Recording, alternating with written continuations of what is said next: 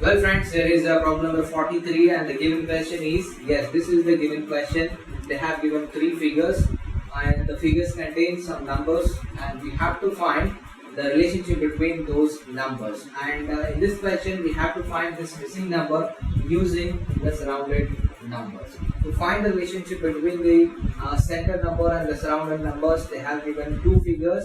Using these 2 figures, I can find the relationship between the surrounded numbers and the center number. Okay, now they have given 4 options. The first option is 4, second option is 5, third option is 7, fourth option is 9.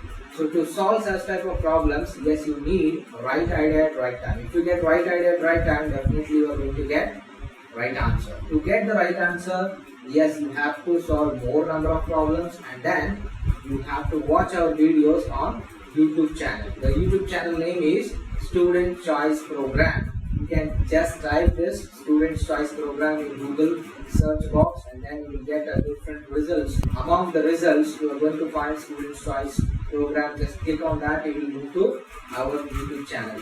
Okay, there you are going to find different problems and you are going to get the right idea at right time to solve such type of problem. Okay, now coming to this example, here the first figure, if you go through the first figure, the numbers are 35, 49, 10, 20, 30, 24 and the number which is at the center of circle is 8. So there is some relationship between this center number, that is 8, with the surrounding numbers. You have to find that relationship, use the same relationship to find the missing number.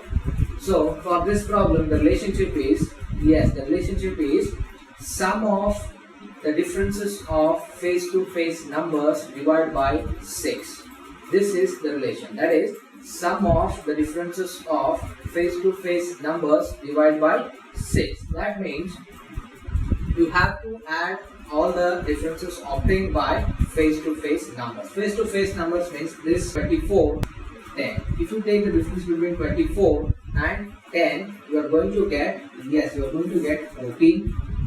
And then this should be added to next difference, that is obtained by 35 and 20. What is 35 minus 20? Yes, it is 15. Now next, what is 49 minus 30? 49 minus 30. 49 minus 30 is 19. This has to be divided by 6. This has to be divided by 6. What I said? Sum of the differences of face-to-face numbers divided by 6. That is sum of differences of numbers, that is face-to-face numbers divided by 6. So what you are going to get? 14 plus 15 is, yes, it is 29. 29 plus 19. 29 plus 19 will give you 48 divided by 6. Now solve this. 6 ones are 6. Yes, it is 6 8s. This will give you 8 and this 8 is present here. So this is the relationship. Using this relation, I can find this missing number. Okay friends, now try the same relationship with these numbers. Yes, 100% you are going to get this 6 by using the sum of differences of face-to-face numbers divided by 6. Now what I will do, I will leave this for you. You try this and definitely you are going to get this 6 by using the relationship which is explained here. Now what I will do, I will try to find this missing number with the same relation. As I said, try this in your home. You are going to get 6 by using the same relation. Okay, now what I will do, find this missing number using the surrounded numbers 34, 32, 10, 15, 20 and 21.